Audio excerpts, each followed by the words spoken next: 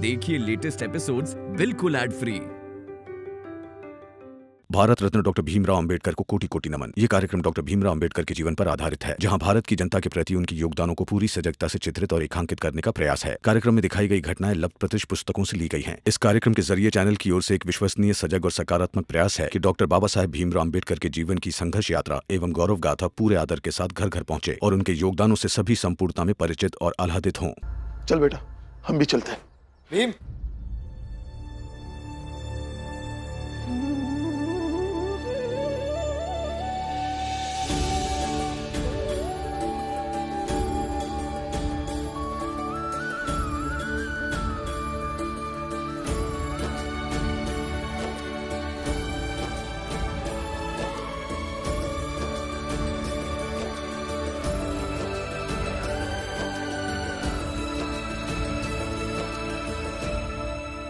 जाना तो मैं भी चाहता हूं, लेकिन मेरे जाने से नुकसान ही होगा, क्योंकि वो लोग अभी भी मुझ पे चिढ़ते हैं।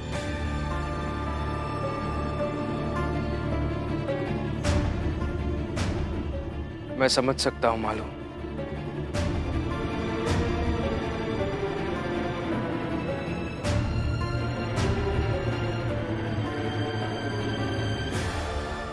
पर बहुत अच्छा लग रहा है तुम्हें ऐसा देखकर, और ये जानकर कि तुम अभी भी अपनों के बारे में सोचते हो।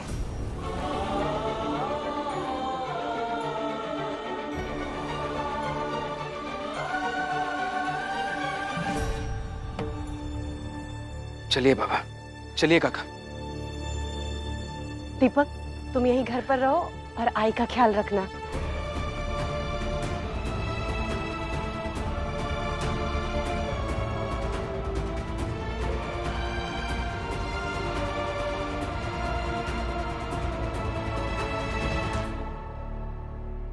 वो लोग जोखू काका को नहीं छोड़ेंगे,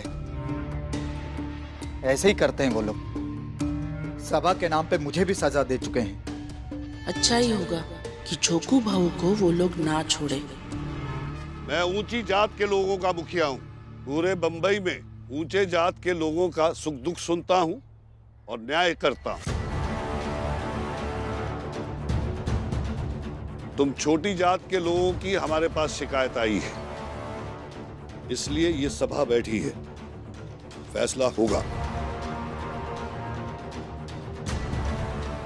तुम बताओ, तुमने ये चोरी की है कि नहीं? हमसे तीनों बोले कि चोरी करके पैसा लाओगे तो हमका पिए खातिर शराब देंगे। सबसे पहले ये जानना जरूरी है कि हमारे जोखू काका को शराब की लत लगी कैसे, और इनकी ऐसी हालत कैसे हो गई कि ये शराब के लिए चोरी करने के लिए भी तैयार हो गए। भीमराव, हमें तुम्हारी इन फालतू बातों से कुछ लेना देना नहीं है। सीधा सा सवाल है कि जोखू ने चोरी की या नहीं।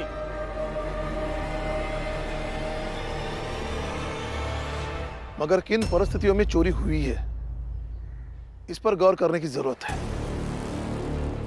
और जोखू की प्रवृत्ति चोरी करने की नहीं है, हम सब जानते हैं। हम सब लोग इसके गवाह हैं। हाँ हाँ हाँ, हम सब गवाह हैं। जोखू ने चोरी नहीं की है। सब गवाह।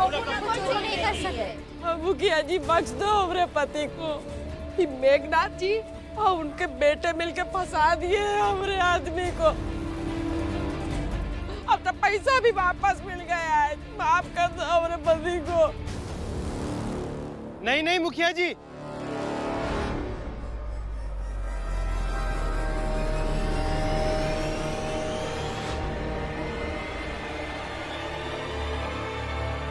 जोखू चोर है।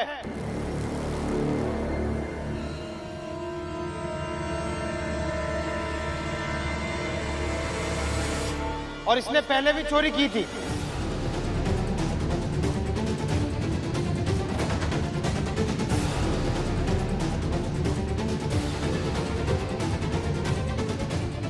जी मुखिया जी, जनार्दन बिल्कुल सही कह रहे हैं। मनोहर, ये क्या बोल रहे हो? ऐसा मत कहिए। पक्ष में ना बोल पाए तो विरोध में भी मत बोलिए। इतना तो मत गिरिए। अरे झूठ काहे बोल रहे हो?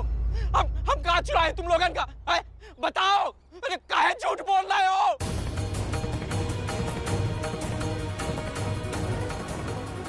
सरपंच जी, हर चोर यही बोलता है कि मैंने चोरी नहीं की, मैंने कुछ नहीं किया।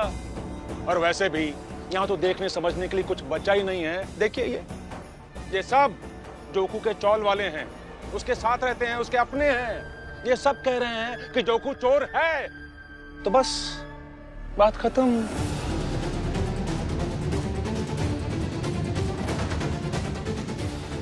अब तो बस आप अपना फैसला सुनाइए। ये सब इसलिए ऐसा कह रहे हैं क्योंकि ये शिशुपाल जी के यहाँ शराब की दुकान में काम करते हैं, इसलिए अपनी नौकरी बचाने के लिए अपने मालिक के पक्ष में मजबूरी में बोल रहे हैं ये लोग।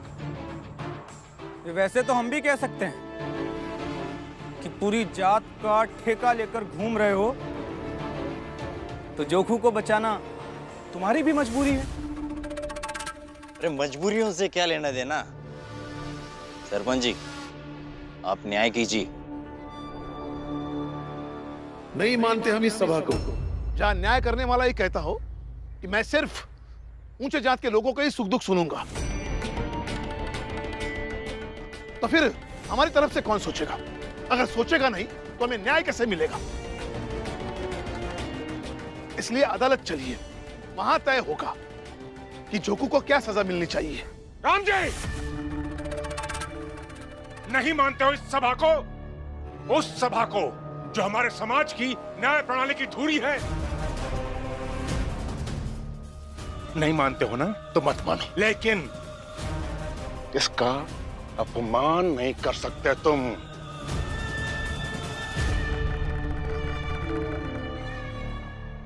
सरपंच जी, आपको जोकू को जो सजा देना है दीजिए। इनको न्याय के लिए जिस अदालत में जाना जाए।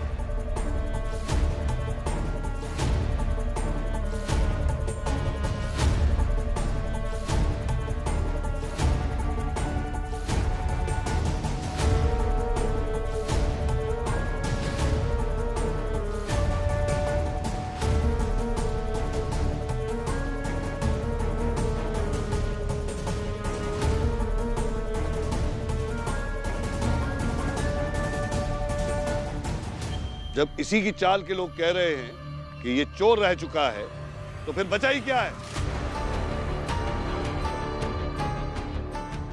जोखू को सजा मिलेगी।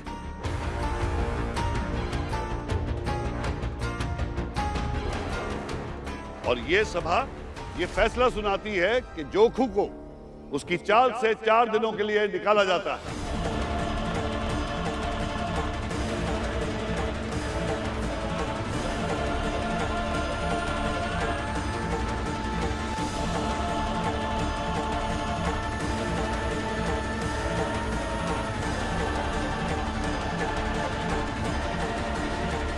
और इन 4 दिनों तक इसकी जात का कोई भी आदमी इसे खाना पीना नहीं देगा।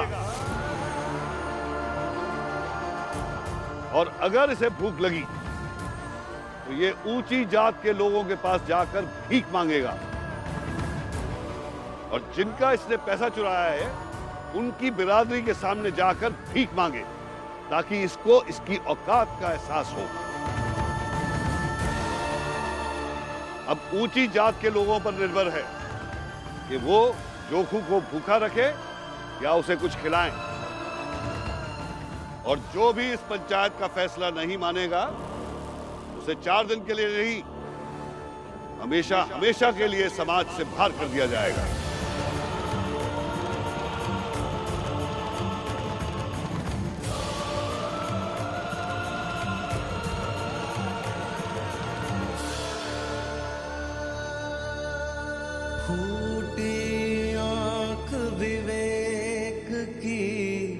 लखे न संत असंत, जाके संग 10-20 है, ताको नाम महंत। चलो बच्चों,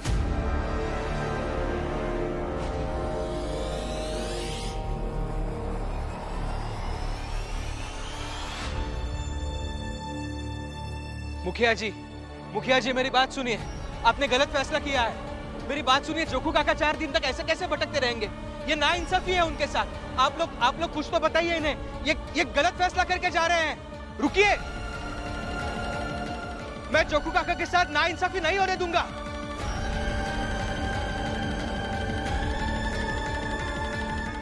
सुनो इधर, जैसे ही भीम लौट कर आया ना, उसे यहीं मार डालो, समझ गए? कह देंगे हमारे सामाजिक फैसले का विरोध कर रहा था, कैसे बर्दाश्त करते हैं, समझ गए? तैयार रहो।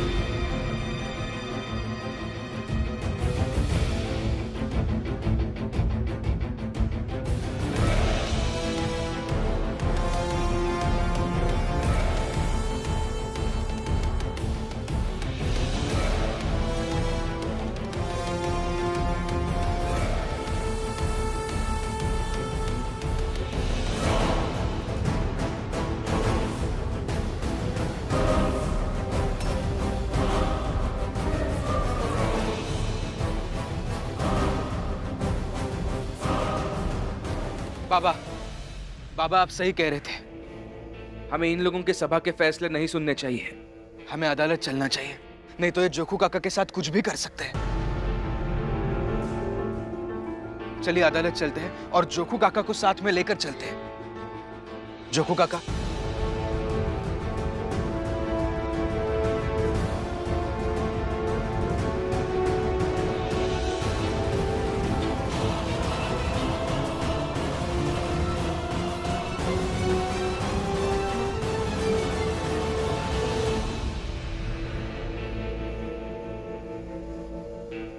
भीम, अभी के अभी चलो यहां से। क्या?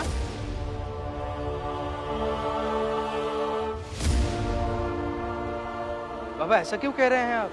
अभी हमें यहाँ जोखू काका के साथ होना चाहिए ना। कहाँ ना चलो बाबा, अरे नहीं रहना है। बातें कर रहे हैं आप।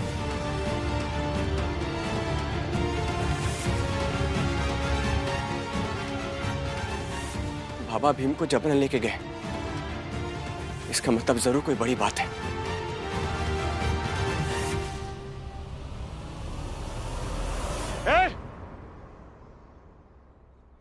यहाँ खड़े खड़े क्या कर रहे हो?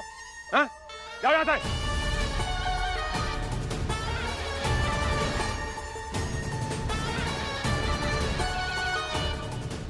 जानते हो ना तुम सब, अगर तुम में से किसी ने भी जोखू की मदद की तो उसका परिणाम क्या होगा, समझ में आ रहा है ना? हाँ? चल चलो निकलो। हमारा यहाँ से जाना ही सही होगा। फुलिया काकी, चलिए यहाँ से। नहीं, तुम लोग जाओ, चाल में वापस। हम जोखू का छोड़ के कहीं नहीं जाएंगे। चलिए ने लेके चलते ऐसे। मत कर ऐसे, चलते हैं। चलिए ना, चल वापस चलते हैं। चल फुलिया, नहीं चल।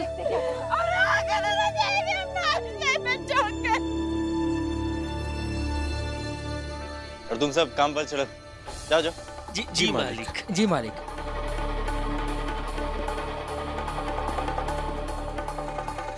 जोखू, ये लो, तुम्हारी जात के तो सब लोग चले गए। अब क्या करोगे? अगर हमारे पास खाना पानी की भीख मांगने आए तो अच्छा नहीं होगा, समझे? और मेघनाथ जी, आपने छोटी जाति वालों से बदले की पहली किश्त ले ली। जोखू जितना भूखा प्यासा तड़पेगा उतना हमें खुशी मिलेगी, क्योंकि नरोत्तम जोशी और प्रचंड देव के साथ इन्होंने जो किया ये उसी का बदला है। और मेघनाथ जी, हमने आपको अपना नेता बना के एकदम सही फैसला किया। बोलो मेघनाथ जी की, मेघनाथ जी की, मेघनाथ जी की, मेघनाथ जी की, मेघनाथ जी की, मेघनाथ जी की, मेघनाथ जी की, मेघनाथ जी की, मेघनाथ जी की, मेघनाथ जी की, मेघनाथ जी की, मेघनाथ जी की, मेघनाथ जी की, मेघनाथ जी की, मेघनाथ जी की,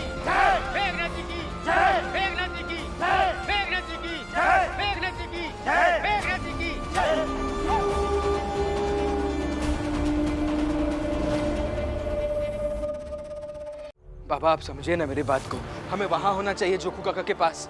आप घर क्यों लेके जा रहे हैं मुझे? बाबा बाबा कैसे समझाऊं मैं आपको? बाबा बाबा छोड़िए मेरा हाथ। वहां तुम जोखू के पास जाते तो वो लोग तुम्हें मार देते। वो सब इसी फिराक में थे कि तुम जोखू के पास जाओ और वो भीड़ के शक्ल में तुम पर हमला करते और तुम्हें मार देते। अरे हत्या चाहे कोई चढ़े, लेकिन निशाने पर सिर्फ तुम रहते हो। ये बात तुम्हारे समझ में क्यों नहीं आती? भीम, रामजी काका सही कह रहे हैं। वो लोग तुमसे बदला लेना चाहते हैं और इसलिए वो किसी भी हद तक जा सकते हैं। वो किसी भी हद तक जाए, मेरे पति का कुछ नहीं बिगाड़ सकते। अरे बर्बाद कर दिया, कावे जोखू को फंसाए दिए। हम जी हमारा पति तो फंस गया, हम क्या करें? देखो फुलिया, धैर्य रखो, सब सही हो जाएगा। वो लोग भी यही चाहते हैं कि हम जोखू के मसले पर बेचैन हो और इसी बेचैनी का फायदा उठाकर ज्यादा से ज्यादा लोगों को वो तकलीफ दे सके, दुख दे सके। वही तो फुलिया, ज्यादा परेशान मत हो। भीम और मेरे पति ने आश्वासन दिया है ना, आश्वस्त रहो, सब ठीक हो जाएगा।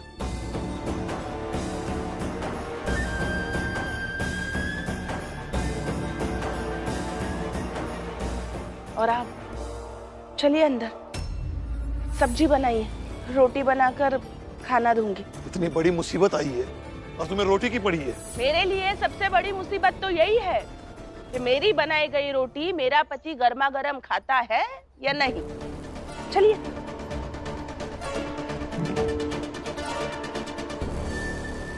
राम जी भाऊ, जाओ अंदर जाके खाना खा लो।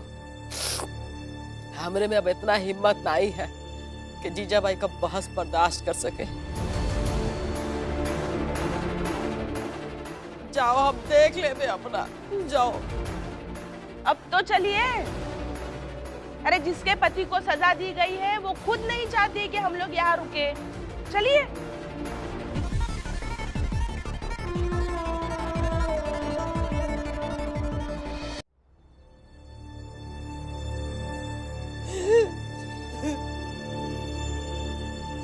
अब आप लोगों को जो समझ में आए वो करिए। अभी तो मेरे पति मेरे साथ है, तो मुझे किसी से कोई फर्क नहीं पड़ता।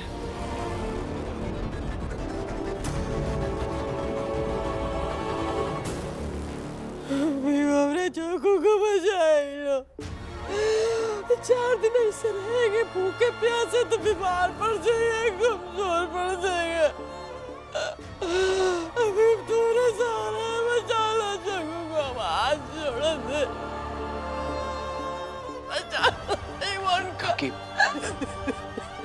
काकी देखिए, आप चिंता मत कीजिए, मैं कुछ ना कुछ सोचता हूँ।